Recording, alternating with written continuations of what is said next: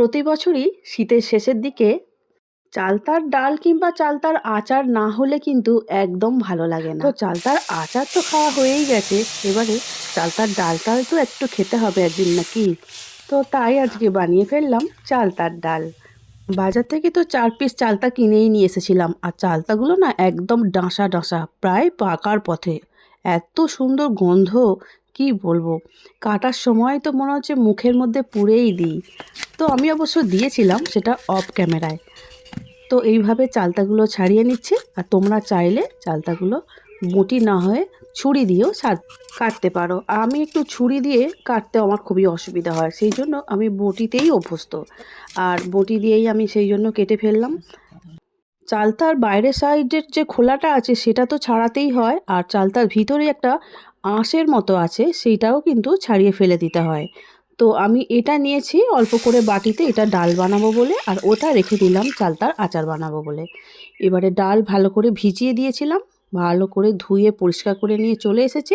কড়ায় জল দিলাম, জলটা যখনই গরম হয়ে আসছে ঠিক সেই সময় ধুয়ে রাখা ডাল জলের মধ্যে দিয়ে দিতে হবে। কারণ চালতা আর ডাল একসঙ্গে সিদ্ধ হলে কিন্তু চালতাটা সিদ্ধ হবে হয়তো, কিন্তু ডালগুলো সিদ্ধ হবে না, ডালগুলো যেন পুরো চেয়ে থাকবে। সেই জন্য সব কিছু আলাদা আলাদা করে সিদ্ধ করাই ভালো। সেই জন্য ডালও আমার সিদ্ধ প্রায় হয়ে এসেছে, আর একটু ফুটে গেলেই খুব ভালো করে সিদ্ধ হয়ে যাবে। এখন দেখতেই পাচ্ছ ডাল কিন্তু সিদ্ধ প্রায় হয়েই গেছে। এখন আমি একটা বাটির মধ্যে ডালটাকে ঢেলে রেখে দেব।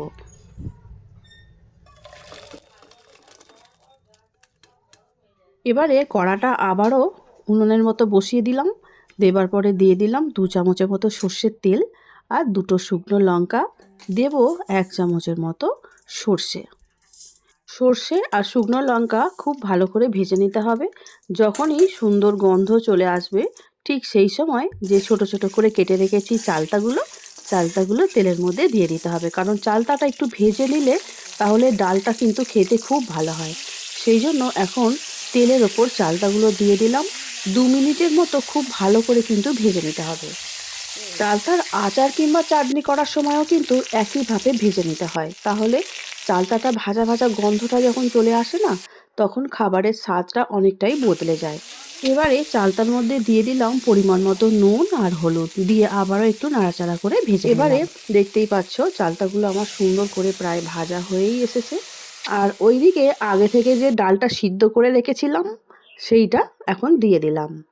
এবারে লক্ষ্য রাখতে হবে চালটা কিন্তু আমাদের আগে থেকে সিদ্ধ করা ছিল না, শুধু জাস্ট একটু ভেজে নেওয়া হয়েছে। খুন্তির সাহায্যে ভালো করে নাড়াচাড়া করে নিচ্ছি, আর লক্ষ্য করতে হবে যেন চালতাটা একটু ভালো করে সিদ্ধ হয়।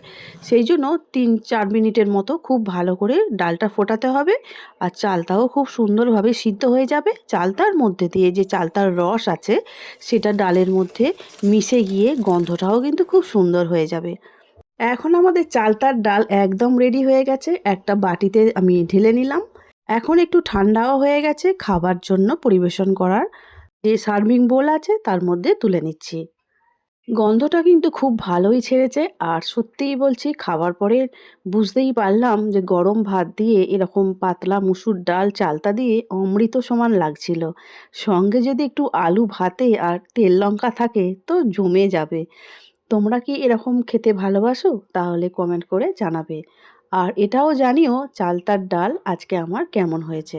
আজকের মতো আসছি, দেখা হবে অন্য দিন নতুন ভিডিও নিয়ে। আমার ভিডিওটি দেখার জন্য অসংখ্য ধন্যবাদ।